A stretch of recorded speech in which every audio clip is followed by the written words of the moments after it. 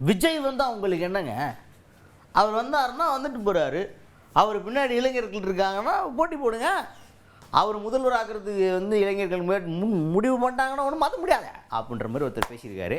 யார் அவர்? பாமக எம்எல்ஏ அருள் அவர்கள். அவர் தான் ராமதாஸ் ஐயா கூட ஆதரவாக நிற்கிறவர். ஸோ இவர்கிட்ட என்ன கேட்குறாங்கன்னா, இப்போ விஜய் அவர்கள் அரசியலுக்கு வந்திருக்காரு, விஜய் அவர்களுடைய அரசியல் நகர்வுகளை எப்படி பார்க்குறீங்க அப்படின்னு கேட்குறாங்க. அதுக்கு அவர் என்ன சொல்கிறார் அப்படின்னா, வந்திருக்காரு, அவருக்கு பின்னாடி இளைஞர்கள் இருக்காங்க அப்படின்றத நம்ம மறுக்கவே முடியாது, தேனி மாதிரி அப்படி ஒயின்னு கூட்டிடுறாங்க அப்படின்ற மாதிரிலாம் நல்லா ஆதரவாக பேசியிருக்கார். எல்லாரும் டவுட் வரும், இன்னும் அருள் அவர்கள் இப்போ திடீர்னு தாவேக்காவுக்கு ஆதரவு திரட்டுற மாதிரி பேசுகிறாரு, இது நியாயம் கரெக்டுன்ற மாதிரி சூப்பராக போயிட்டுருக்கு அப்படின்ற மாதிரி பேசுகிறாரு, என்னவா இருக்கும் அப்படின்னு எல்லாருமே யோசிக்க ஆரம்பிச்சிருக்கிறாங்க.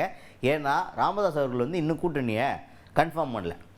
ராமதாஸ் தரப்பு அவங்களோட டீம் ஒன்று இருக்குல்ல, அவங்க இந்த கூட்டணியை கன்ஃபார்ம் பண்ணல. இப்போ வரைக்கும் அன்புமணி ராமதாஸ் அவர்கள் மட்டும்தான் என்டிஏ கூட்டணியில் அங்கம் வகிக்கிறார்.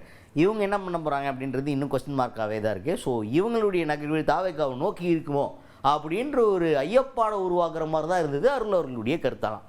அந்தளவுக்கு ஸ்ட்ராங்காக அவர் சொல்கிறார், புதுசாக வரட்டும், ஒரு டீம் ஃபார்ம், ஒரு கூட்டணி அமையணும்னா அமையட்டுமே, அமைஞ்சா என்ன தப்பு, மூணாவது கூட்டணி அமைஞ்சா அவங்களுக்கு என்னையா பிரச்சனை அப்படின்ற லெவலுக்கு பேசுகிறாரு அருள் அவர்கள்.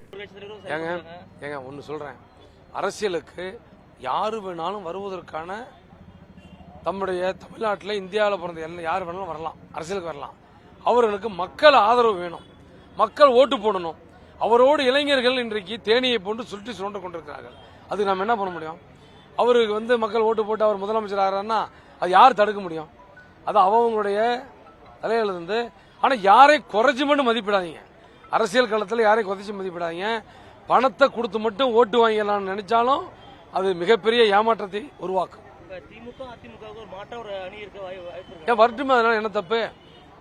திமுக தான் ஆளுநர் தான் இருக்கு, என்ன ஒரு மாற்றம் தான் வரட்டுமே, அதெல்லாம் ஒன்றும் தப்பு இல்லையே.